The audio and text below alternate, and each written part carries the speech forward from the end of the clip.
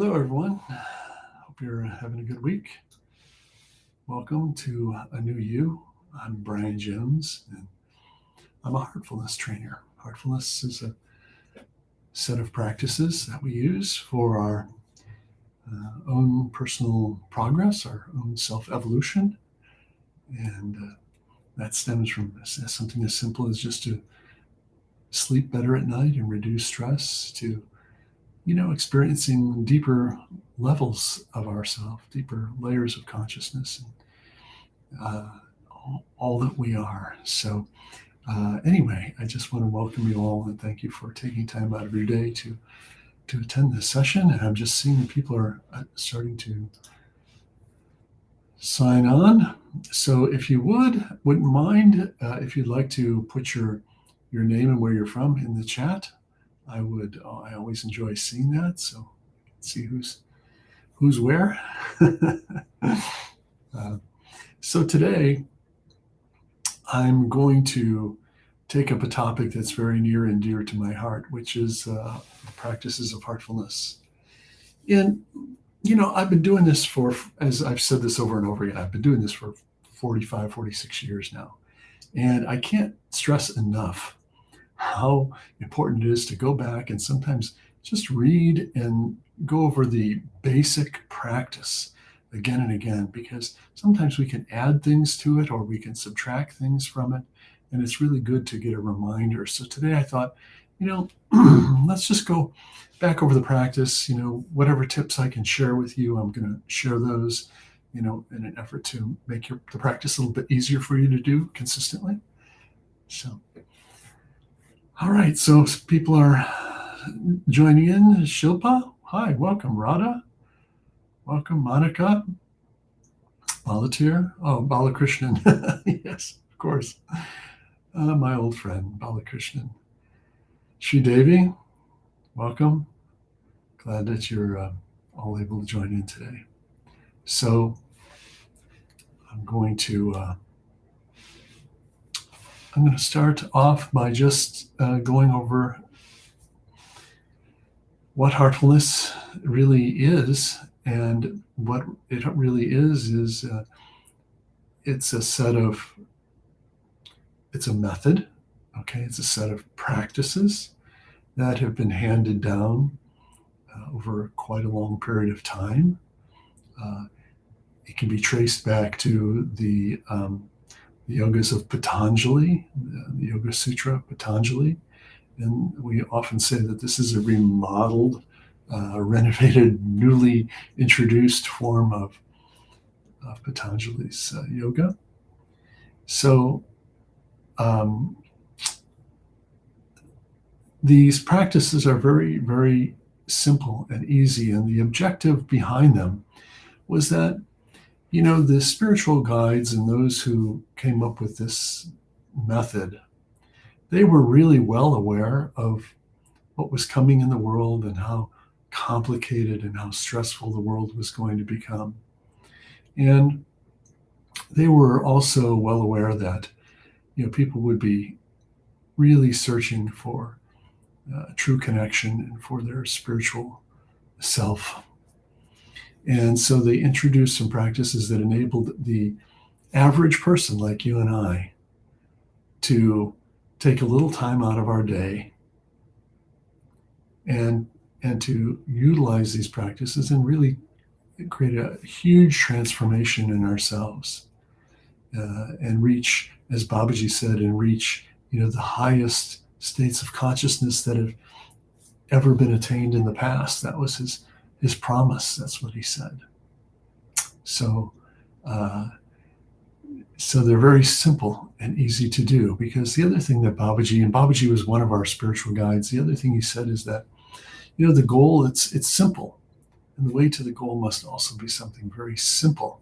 And he gives this analogy. He said, if we were to drop a pin on the ground, we tend to want to use a crane to pick it up instead of just with our two fingers. And really, that's the trend these days. We make things so complicated in our thinking, and we assume that something that is profound or something that we sometimes mysteriously call, awakening or enlightenment, uh, is something that's really difficult and far out of reach. And the truth is that, who we really are, our real divine nature, is closer than our right arm. And that's what we aim to uncover with the practices of heartfulness. So I want to talk about first the morning meditation. We call it morning meditation, but it's the same meditation we do as a group, and you can do it any time of day. So it's recommended that the best time for meditation is just before dawn. Okay, now that would be a little different depending on where you're at in the world and, the time of year, the season. But generally for me, I meditate about 5:30, sometimes 5, sometimes even 4, but I try and make it around 5:30 each day. And here's the thing, not everybody can, especially young people. I know you're not going to get up at 5:30. I talk to a lot of young people. It's just not going to happen. So I will share something that Chariji, another one of our spiritual guides, said once when someone asked him, Chariji, what is the best meditation? And he had a quick quip back and said, the one that you do. And so the best meditation is the one that you do. So, if you can't be up early, and it's something you'll work towards in the future, when you get up, set aside some extra time so that, you wake up, you go wash up, brush your teeth, do whatever you want to do. Hey, you need a cup of tea? Make a cup of tea, okay? And then sit down and meditate. But it's important to do the meditation before your real work day or school day starts. And the reason that is that we're setting the tone of the day. Our meditation sets the tone for the day. We're saying to ourselves, I'm important enough that I've got to make the time to do something for myself that shapes me, makes me a better person, and makes me more effective in my daily life. So we have to take ownership of it, and we have to acknowledge we're doing this for ourselves to become better in all ways. So to do the meditation, you sit comfortably and let your body relax. And you just let your awareness, your attention, drop down out of your head. Just let it just come down gently and rest on the area of the heart. Just the whole area of the heart. Now, we say that we meditate on the light that's already present in the heart. The light that's already present in the heart. But I want to add a couple more tips. This will really help you a lot, because I found over the years that a lot of people really struggle because they think that they have to visualize something. And just the other day, a woman said to me, Brian, she said, I'm really having a hard time with this meditation. She said, I don't know what kind of light I'm supposed to see. I don't know what kind of color it's supposed to be. I just can't get my head around what it is. So many people aren't really visual people. So here's what I want to offer up to you. The past probably 3-4 months, I've been guiding people to just rest on the heart, to feel the heart area is softening. And you take a little time with that. Feel the heart area is softening. And then just feel that there's a lightness there in the heart, a lightness. Now this implies that we're looking to feel something, which ultimately that's what's going to happen in the meditation. We are going to experience and we're going to feel something. So this idea of lightness points to feeling. So if you're not a person who visualizes, you might want to think about it from this perspective: a softness in the heart, a lightness in the heart. And then we can think to ourselves, well, what is the source of that softness? What is the source of that lightness? Well, that source is within us. That source is within us. And I like to say that now we rest on the source of that lightness, that softness that's already present in the heart. And feel the source is inviting you inwards. We could also say drawing you inwards. Sometimes I say inviting us homeward. So I found there's a lot of different types of people and they respond very differently to the way the meditation is presented to them. So I usually go through a couple variations of these things, and I find it's been extremely effective and has helped people to go deep in meditation. So just want to share those tips with you. So we call that the morning meditation. But look, you start in the morning. If you can do it for 10 minutes, do it for 10 minutes. Here's the thing I like to say. 1 minute of meditation is worth 1 minute of result. 5 minutes of meditation is worth 15 minutes of result. 15 minutes of meditation is worth an hour of result. So it's an exponential benefit that we get by allowing ourselves to meditate for a longer period of time, because the truth is, what we're trying to do is get to the meditative state, what we call the meditative state. And that state measures as a deep sleep state. We completely relax and we shift into a different mental state entirely, and that's the meditative state. And that's where we want to get used to abiding in that, resting in that, staying in that meditative state, enjoying it. This is all about it. And we're doing something we're really going to enjoy this, So that's another way of thinking about this. So you can slowly extend the period of time that you meditate. Now, if you have time at lunchtime, for example, or throughout the day, you might have a spare minute here or there. What you can do is just close your eyes for just a minute and try and recall the meditative state from earlier in the day. And, you will be able to recall it. And this helps as a little, sort of a micro practice, that we can add to our day that keeps us in touch with that centeredness inside that we gain from the meditation. All right. Now, in the evening, we do something very different. It's a practice called the evening cleaning. Sometimes we call it rejuvenation, because we feel rejuvenated after doing it. The idea behind this is that from the moment we wake up, everything we experience through our senses through the day, all of our interactions, all these things leave influences on us. They influence us. And things that are more pronounced or maybe a more drastic type of experience that may come our way every once in a while can leave a deeper impression or some scar on us. And basically, all of these impressions, they influence who we are.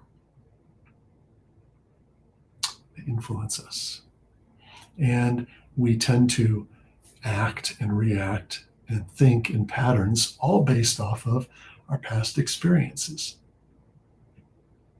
So this evening cleaning process we take up at the end of the day, the end of the workday. Now that's different for everybody.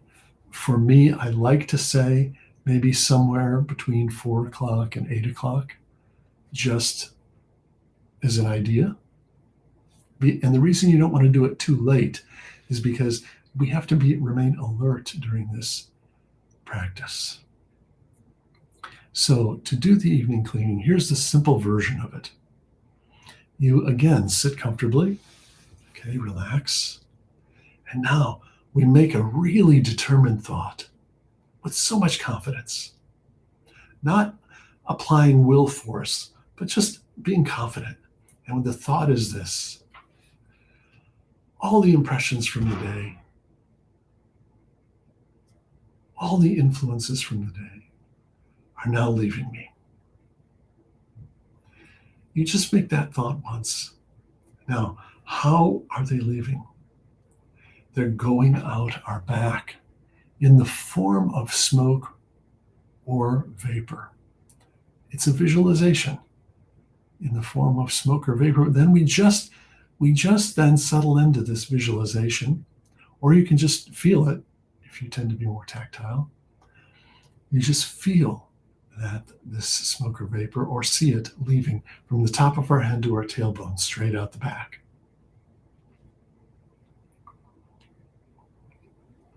Now, it's your choice. Babaji says smoke or vapor.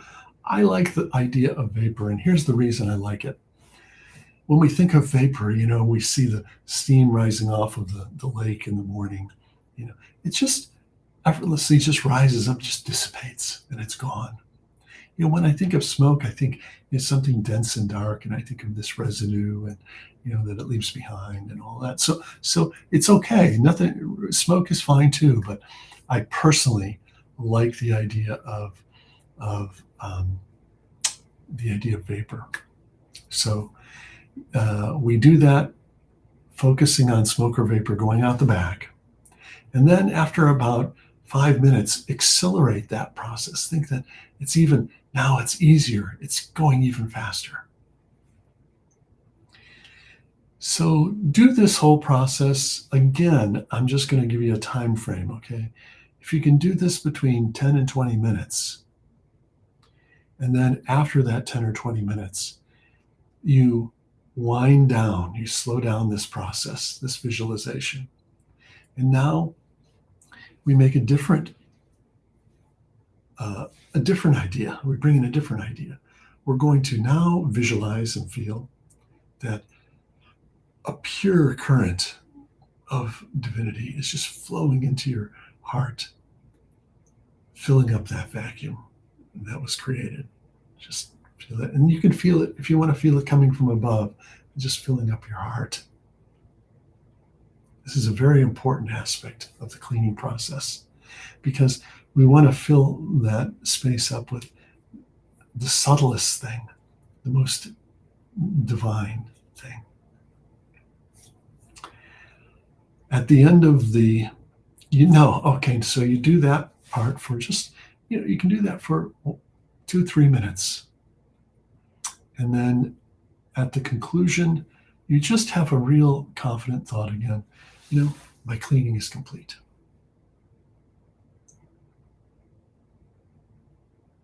Okay. Now, just a few things about this cleaning process. This is the one that people tend to have more of a problem doing. Okay, I know I struggled with this in the beginning of my practice for many years. But what I'd like to say is that if you really would just commit to taking this up and doing it for 10-15 minutes each night, and do that for 7 days, do it for 7 days, and just see how beneficial it is. Because when you get done, you feel like everything's wiped away from the day, and we're starting our evening fresh. And we go through our evening, we're so much calmer. And then when we go to bed at night, we're not thinking about anything that happened from the day. All that's just been brushed away, and we lay our head on the pillow and can get a great night's sleep. In the morning, we get up and we welcome the day with this source of light in the heart, sets the tone for the day, go through our day, evening cleaning, and you see that these things form a cycle for us that is working for our evolution. It starts to become very automated. It starts to go on, and eventually it goes on automatically for us. I mean, in a way of remembering that we're connected. We're remembering that connection all the time. Okay, now it's important.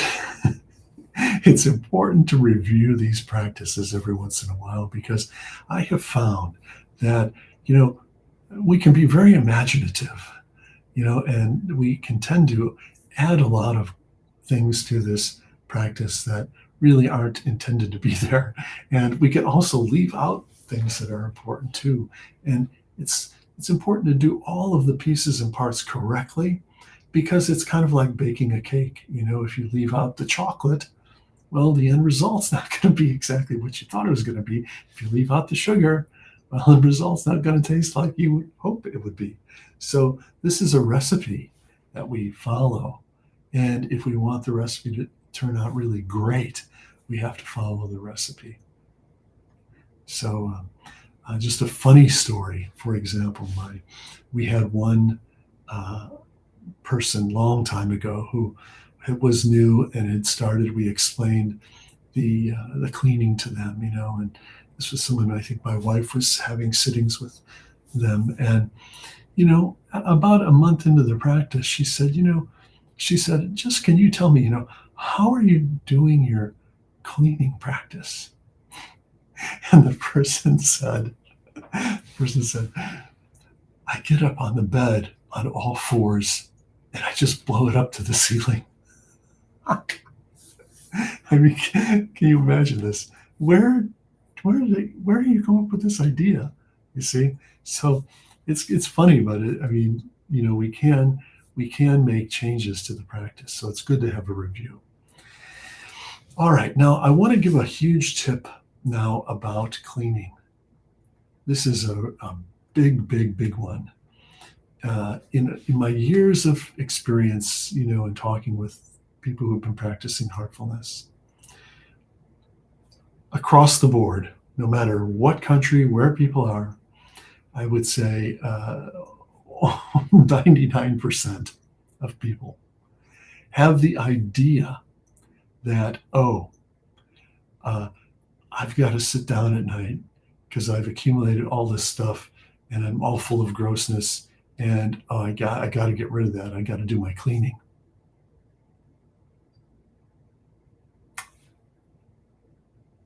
Pause.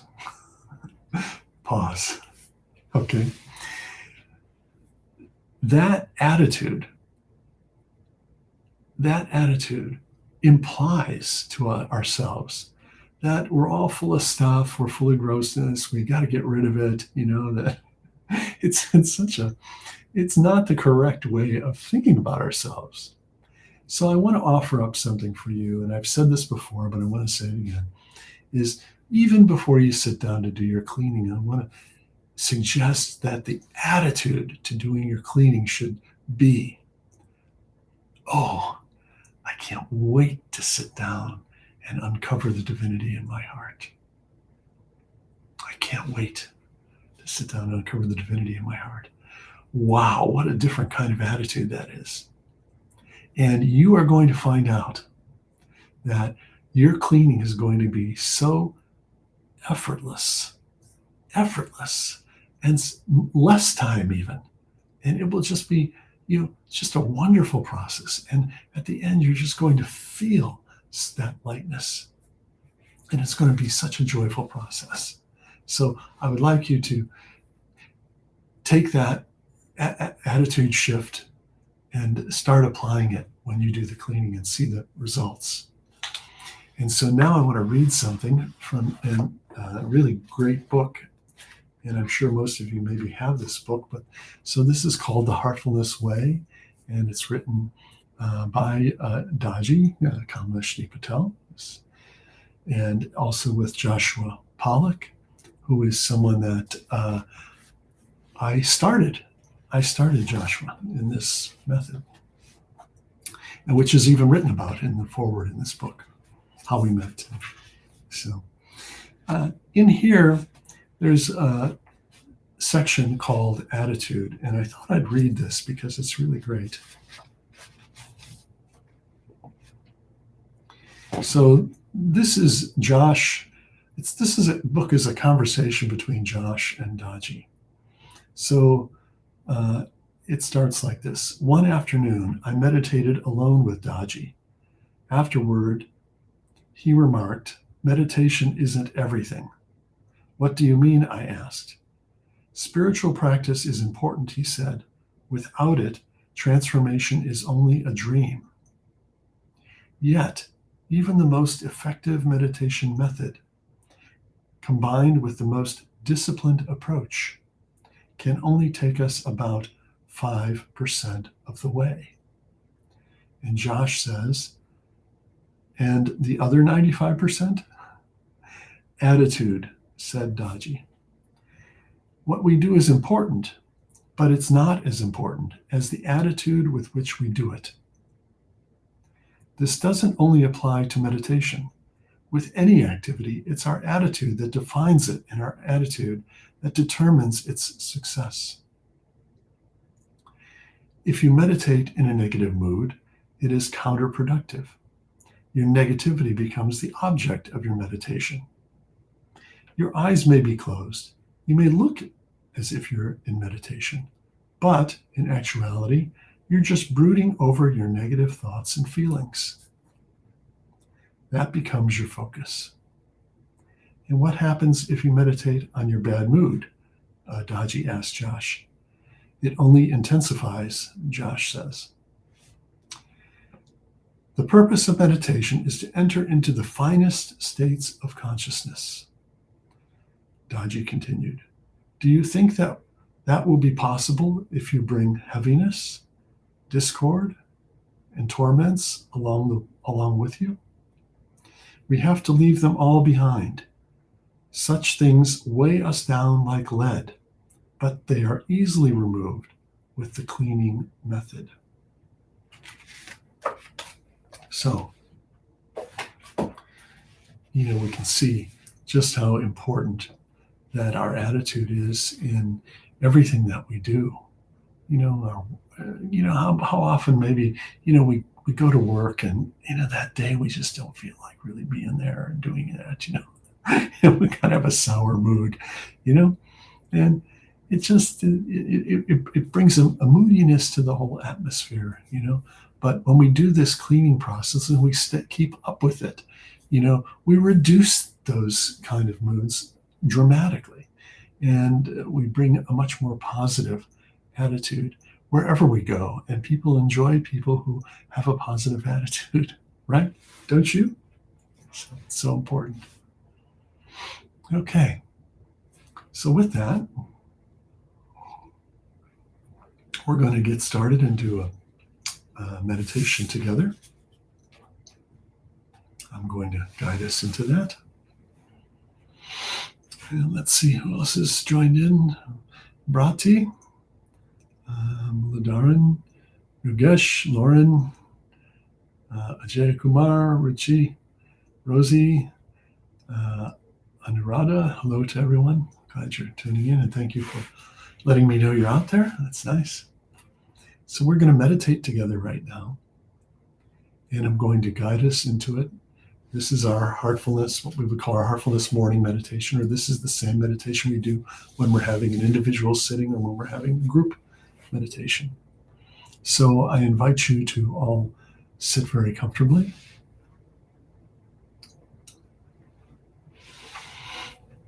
And let's close our eyes.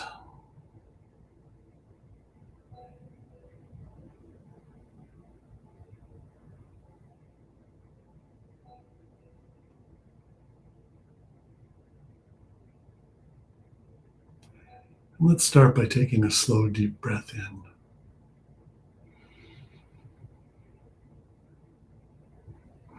And let it go.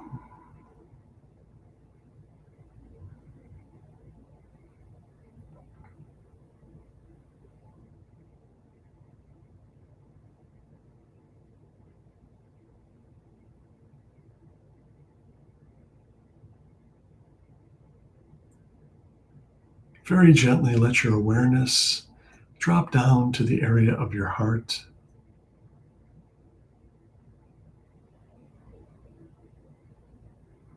Rest on the heart.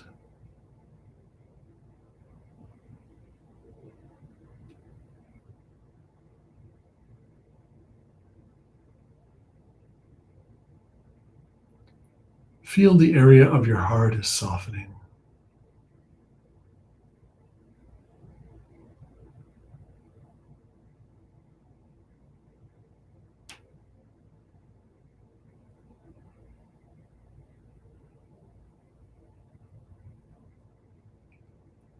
Feel the lightness there.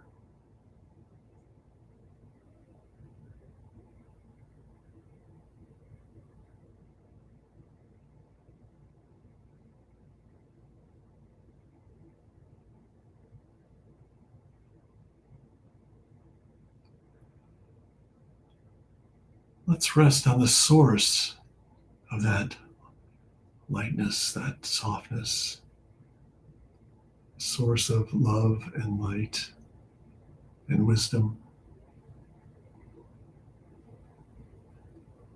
It's already present within.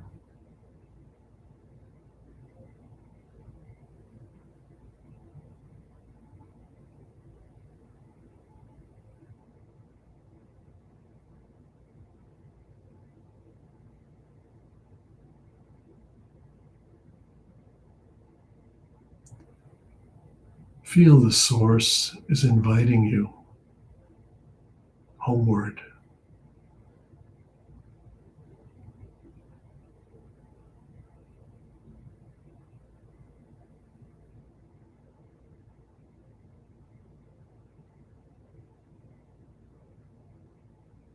Let's stay with this thought.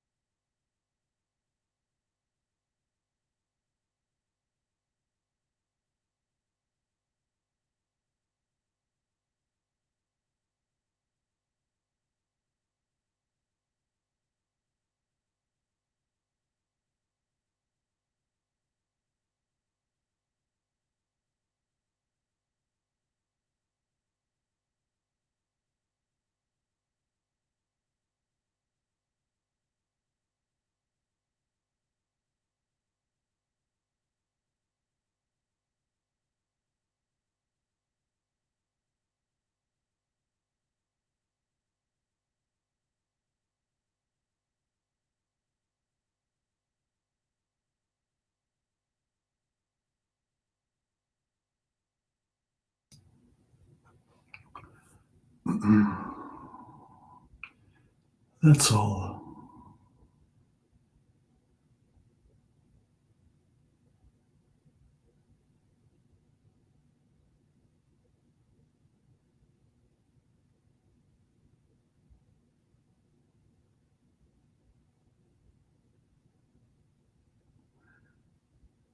Let's stay with that feeling of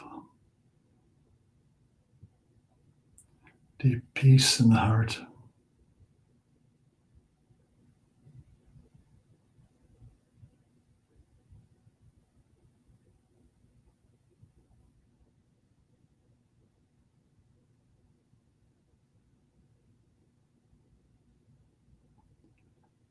And let's take a moment to visualize all our loved ones and friends, our city, our country, and the whole world is also joining us in this peaceful inner condition.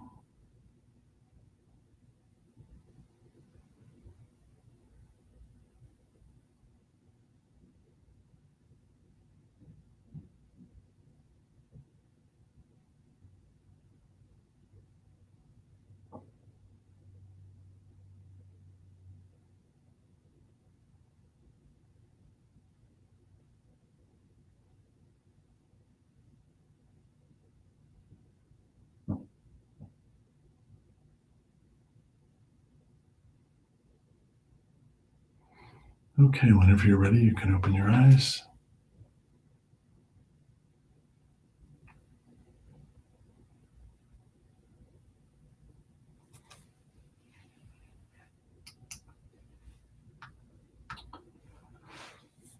Okay, so that brings us to the conclusion of this session. And once again, I thank you for taking time to all come together. And I just want to wish you a great week going forward. And I hope to see you back here next week. So, Savitri, Lauren, Prashant, Maya, hi Maya, and Paul, Yogesh, Anuradha. Great. Thank you all for attending. And Rosie. Okay, and until next week, as I always like to say, just stay with the heart, and we'll see you then. Take care.